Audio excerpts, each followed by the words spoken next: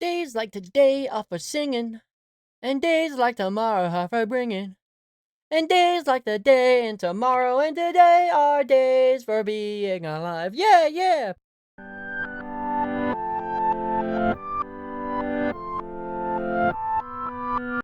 Hello everyone, my name's Stonesy Boy and welcome back to Reading with Stonesy. Today we are reading pages 261 to 273? I want to say 73, 75, something around those lines. 76. Gosh dang it. Sorry, got cookie clicker running. You know how it is. It's the final episode for this book. I always hate these days because it's like I don't like books ending. Like a video game, it's hard for me to finish them. But as they do, then it's the full read, our full book, and then it's the end. So, without further ado, let's end this book. The flames were spreading so fast, planes of glass shattered overhead, raining down on us chunks and shards. Willow dodged one, but stepped directly into another, cut her head almost in half.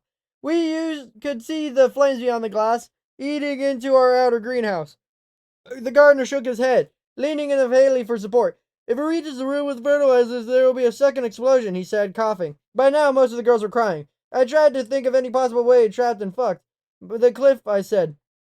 If we break some glass on the wall, we can get onto the roof of the halls. And what, slide down breaking and broken panes of glass of the outer greenhouse? Muttered Bliss. And we'd probably break ankles, legs, spines when we land. Fine, your turn. No fucking clue, your turn. Desmond chuckled, then groaned. Bea screamed as we spun around and see Eva behind her. This burned, blistered forearm across her throat. A chunk of glass quivered on his shoulder, soot and ashes breaking on his streaks. He laughed a bit in her neck as he struggled against them. Avery, let her go, the gardener moaned. Despite the roar of flames, we heard her neck snap. He threw her body to the side and jerked back the sharp crack. Turned to see Bliss with a gun up, her feet planted, and she shot him again. He bellowed in pain and threw himself forward as he seized off two more shots until he finally fell face first in the flowers. When the larger trees, all the branches of flame, snapped near its roots, crashing the wall with a terrific groan. The glass shattered, metal panes snapping under its weight, and black roof ran between the two sections. The greenhouse collapsed beneath it. We could see the outer greenhouse through the dancing flames. I still have nothing, Bliss said, and choked in the smoke. Really, it's your turn to think of something. Fuck off, I muttered, and she gave me a weak grin. I hooked my ankle around the Ravina's knee and pulled her to take my place, pressing against Desmond's chest. But now how much were we moving him? I don't think would need to do any good. But I couldn't bear not to at least try. He tried, even if it wasn't a succeed. He could try, but I didn't want him to die. Not when he'd finally given us a chance to live. I ran to the fallen tree, tugged away in the larger chunks of glass and more jagged branches. Pain seared through my hands, but if there was even a chance of being a way out, I had to try. When Glennies and Marenka were helping me, and Izora joins us, we tried to dig away around the trunk. They were able to clear one side of it, and with all four of us pushing and straining the other side, we managed to push the trunk far enough out into the outer greenhouse.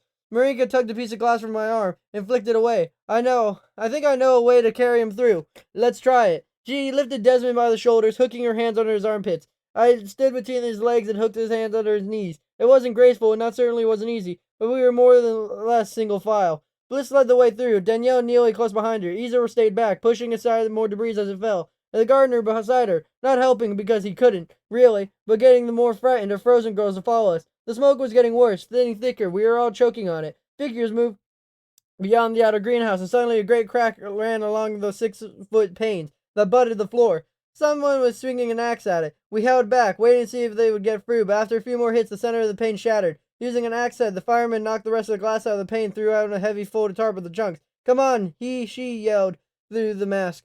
Another fireman followed, and two of them took Desmond from us. It wasn't particularly fresh, but when we got free air, we had in forever. And the few girls who weren't crying already started as they stepped into crisp autumn grass and felt the cold air wrap around us. Some of them fell to the knees in shock as we dragged away. I was trying to count heads after they took Desmond. I could see Izora doing the same thing in the outer greenhouse. Both of us trying to figure out how many we lost before we reached this point. Then there was this whump, and another explosion billowed out from one of the rooms last I saw of Izora. She went flying sideways in a ball of fire. Three of the others still clinging to her. The gardener on the ground with flames dancing over him. I tried to run to the girls, but one of the firemen grabbed my wrist and yanked me away. And then the ambulance at the hospital in the room where I met you, she sighs, and that's it. The whole story. Not quite. She closed her eyes, bringing the hand of blue dragon on her cheek. My name. The gardener has his name now. Is yours really so terrible? She doesn't answer. She stands and brings her feet. Come on, one more thing to see. She follows him out the door, passing by a frowning Edison talking to a scene tech and windbreaker. Into the door closed the hall. This time he breaks her all the way and beside her before she could do it is. And when she does, her breath hitches. Desmond's eyes open slowly, unfocused from the drugs. But then he sees her. Faint smile curves her lips. Hey, he whispers. She has shaped words several times before her voice catches up to an impulse. Hey, I'm sorry. No. No, you did the right thing. But I should have done it a lot sooner. His hand moves atop of the blanket, plastic tubing curling under the tape, feeling a needle under his skin. He moves as if to take his hand, but her fingers clutch into a fist before they touch him. He stares at him, mouth slightly open, her lower lip quivering in shock. His eyes slowly close as he falls still. Sleep or conscience, if anyone's guess. He's still weak, Victor says quietly. He has a long recovery ahead of him, but the doctor said he'd probably be out of the woods. Is he gonna make it? She whispers, his eye gleam wearily, but no tears fall. Clutching as the little blue dragon in one hand, she folds her arms across her stomach, a sense of protection she wouldn't need anymore. He will be tried as complicit, she says eventually. If this isn't up to us, then maybe a deal of sort of him, but he should have called 6 months earlier, and soon everyone will know it. Victor scratches his scalp. I admit, I thought you'd be more relieved to see him alive. I am, it's just complicated. She nods. It might have been kinder to leave him without the consequences of his cowardice. It's far too little and far too late, but he finally did the right thing, and now he'll be punished for taking so long. Maybe he could have died brave, but he'll live a coward. So, it never became real? Real enough to leave scars, so not very real at all. How could it have been more? He'll very likely stand trial to some degree. You'll probably call her to testify against him. Still looking at the young man in bed, she doesn't answer. She's not sure worth anything to say. Inara! Inara! Calls a female voice in the hall. Yes, I see your badge, you arrogant bastard. That's my family in there. Inara! There was a sound of scuttle, and the door slammed at the frame of a woman of average height, maybe 30 years old herself, faded auburn hair, threatening to tumble forward a scraped-together bun. Inara freezes part way through the turning of the intruder, her eyes impossibly wide. Her voice creeps out a little with more embrace. Sophia? Sophia runs into the room, but Inara meets her halfway, and the two of them cling together in white-knuckled grips. They stay from one side of the force of the embrace. The Sophia? The apartment mother? How did she even know Inara was here? A thunder-faced Edison walks into her room, glaring at the woman as she passes. He thrusts a plain black scrapbook thick of pages into Victor's hands. It was in a locked hidden drawer on his office desk. The texts were running the names and they found something interesting. Victor almost doesn't know this, but this is his job. Tearing his eye away from the two women, he sees a green sticky note fluttering from the edge of the 2/3 of the way through. He opens a few pages before it. A young woman with terrified, tearful eyes stares back at him from the photo. Shoulders hunched and hands partly raised to be caught in the process of trying to hide her naked breasts on the camera. Beside it, a picture of behind, showing fresh wings. Beneath it, those same wings in a fresh display case, the crisp edges of the winging blurred in the glass, and colorless resin. In an empty space, there are two names, Lydia Anderson, on top of and below, Sibutton, in a firm masculine hand, followed by Gulf Fritillary, and dates are 4 years apart. The next page is a different girl, and one and another. The one with sticky has only two pictures, and only one date. Beneath the picture, auburn hair, with wary hazel eyes. The writing says, Sophia Madison, Victor reads out loud, stunned. The woman looks over him, Nara's shoulder. He says next to the line, Lara, how? No one would have talked off a butterfly escaping if one ever had, and Nara snuggled Sophia's hair. It would have hurt too badly. The escape was real. You escaped? They both nod. Edison scowls. The tech analyst typed in the name and hit different against our listed Evening Star employees. They sent someone to the restaurant and both listed residents, but she wasn't there. Of course it wasn't. Of course I wasn't, retorts Sophia. How could I be there when I was already on my way here? She pulls back from Nara. Doesn't let go. Just steps into enough to take in here all of it. Sophia's shirt is worn over large, a gaping neck sliding down one shoulder reveal a bra strap and face the edge of wing trap.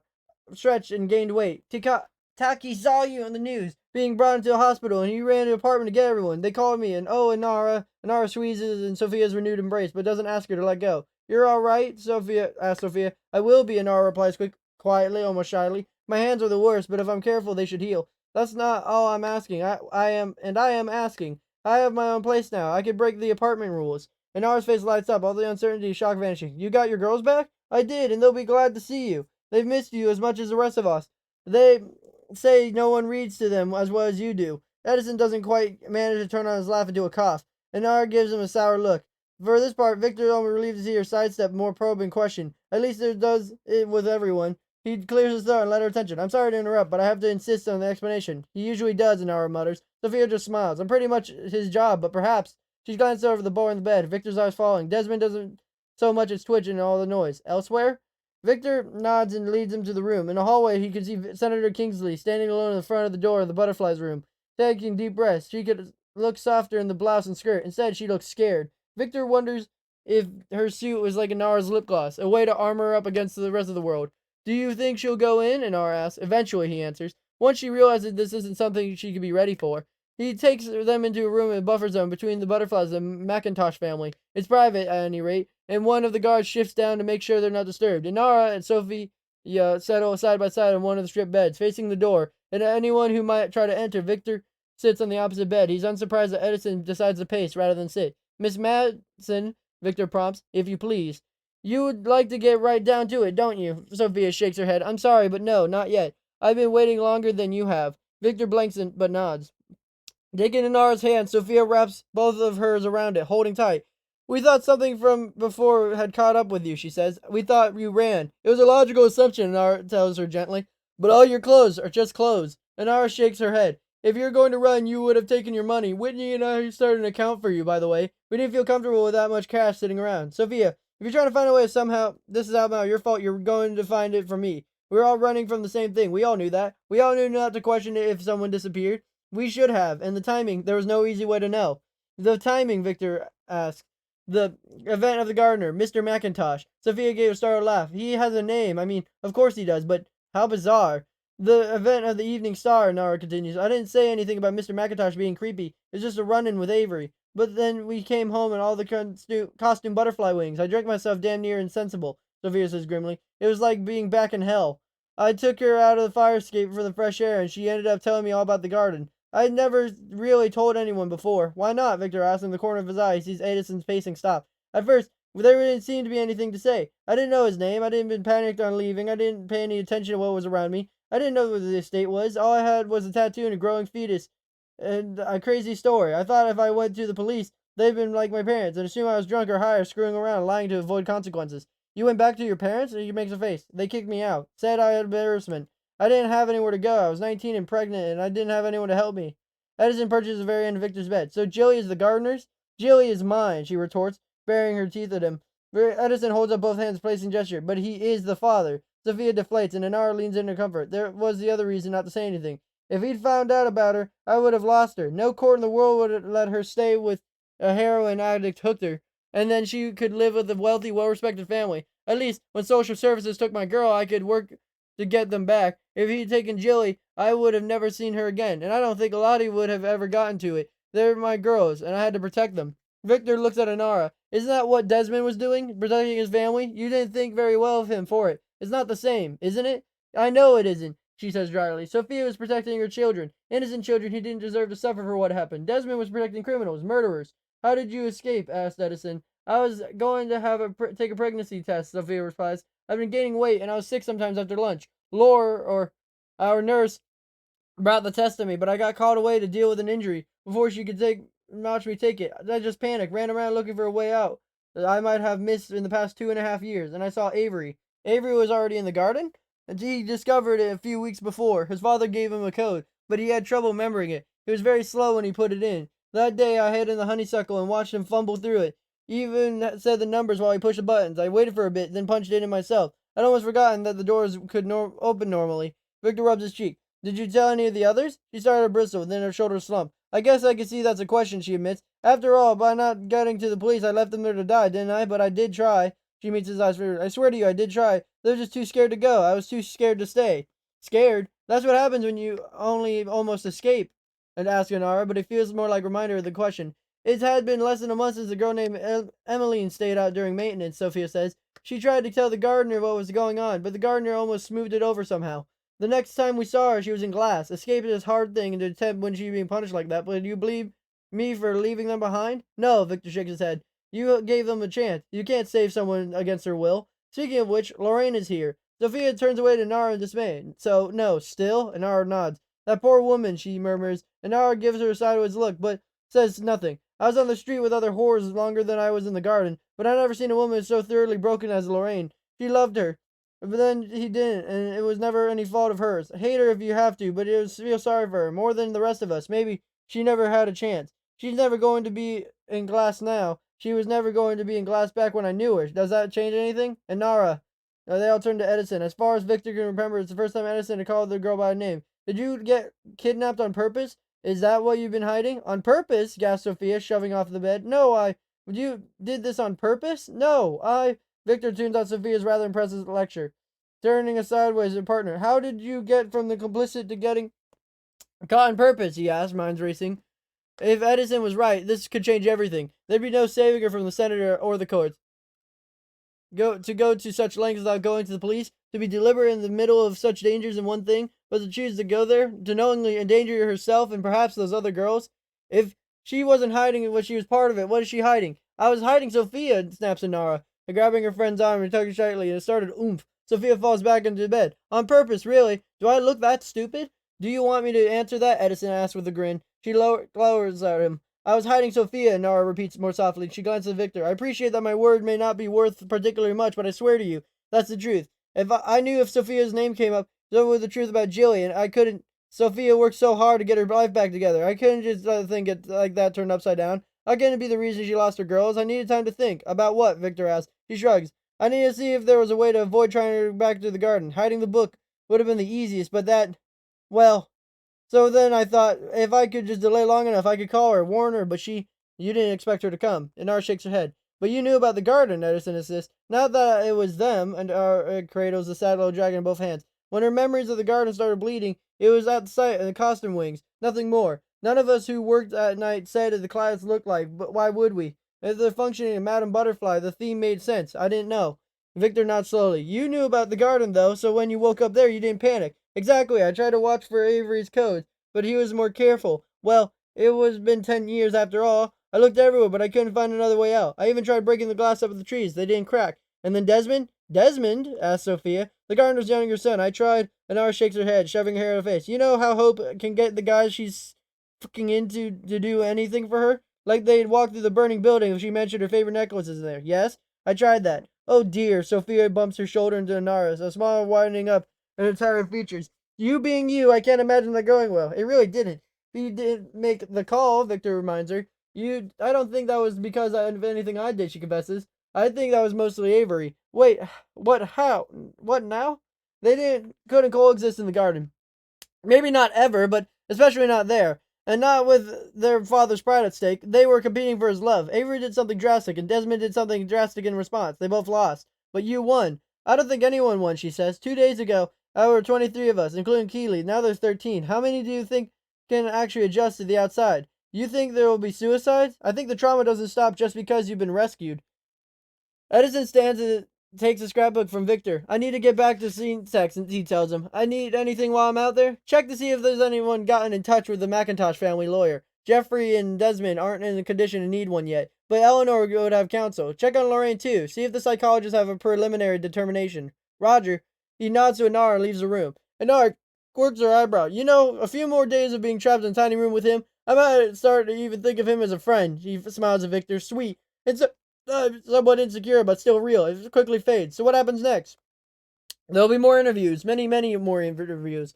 You'll be included in those, Miss Madden. I figured. I brought a suitcase for each of us. Suitcase? Echoes Anara. It's in the trunk. I borrowed Gillian's car. He smiles and gives Anara a small shake. Did you think I was going to give up on you? We kept all your things and your bed is still there. I told you, Whitney, and I started an account. Ridiculous amount of money you've been lying around. It would have decent interest in it. And Gillian says you're welcome back in the restaurant. You kept my stuff? She asks weakly. Sophia gently tweaks Inara's nose. You're one of my girls, too.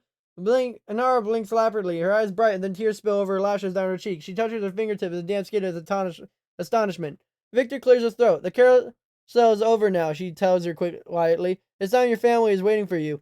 Inara sucks in deep, shuddering breath, trying to collect herself, but Sophia's arms wrap around her, carefully easing her down into a lap. She dissolves into silent weeping. Only the tremors break in her body, and her uneven breathing gave her away. Sophia didn't stroke the dark, glossy hair that was much like the gardener, Victor imagines. Instead, she runs one finger along the curve of Nara's ear over and over again until Nara gives a watery laugh and pushes herself back into sitting. Victor holds a handkerchief across the space between the beds. He takes it and mops her face. People come back, he suggests. Her face is soft in wonder, and other people expect them to. You don't know. You know, there's one more thing. He rubs her thumb against her sad little blue dragon. You have to understand, she isn't real. She never was. That boy wasn't a real person until I became a Nara. And a Nara can be a real person. You're 18 now, if you're telling the truth. He gives him a wide look, and then he smiles and continues. You can legally change your name to Anara Morisi, but only if we have your current legal name. You survived the gardener and his son, Sophia points out. Even if your parents do come calling, you don't owe them anything. Your family is here in the hospital in New York. Your parents are nothing. The girl takes a slow breath and lets it out even more slowly. Then it does it again. Samira, he says eventually before her voice shaking. The name of my birth certificate was Samira Grantier. He extends his hand. She looks at it for a moment, then rests a clay dragon on her thigh, and she can lean and accept the grip. Sophia on her other hand. Thank you, Samira Grantier. Thank you for telling us the truth. Thank you for giving us taking care of those girls. Thank you for being incredibly brave and incredibly stubborn, asked Sophia. The girl laughs, her face bright and open and tears streaked, and Victor decides it was a good day. He was not naive enough to think it was all as well, but with pain and trauma, all the wounds and investigation and trial, there are dead girls to mourn, living girls who could struggle for years to adjust to life outside the garden, if they even can. He still counts this as a good day. Wow. That was the end of The Butterfly Garden by Dutch Hutchinson. What a crazy story, just in general. Like, just an entire story of, I mean, betrayal and happiness and joy. Like, goodness, this book, butterflies and how they're the insinuation of women and how them being set free is being put in cases such as Olden collectors, the reason why the garden. I mean, everything is so crazy in this book. The stories, getting to know the characters, how you give them enough detail to care when they die, but not enough to where, like, if they die, it's not soul-wrenching. The freaking twist at the end with Sophia and stuff, like, it's an insane book. It is really good. If I had to put this on, like, a tier list, it would definitely be in, like, the A, B tiers. Not S, because it didn't really take me aback. It did things other horror books have done, but wow, it was super good. It's a great way to end this book and be the first book on the bookmark. Um Actually, I'm thinking of drawing a hospital or something for this, but I don't know yet. No reading corner of the day today because it's the last book in the series and that's just a trend I do. Yeah. Hope you guys have a fantastic, wonderful day. Be polite, be efficient. Next time we'll be reading something else. The day after tomorrow, there's going to be the full read of the book. And then the day after will be whatever the heck book I choose. Today is the 12th of February, so I have about 10 days to decide. And yeah, super fantastic, wonderful day, and I'll see you guys next time. Bye bye!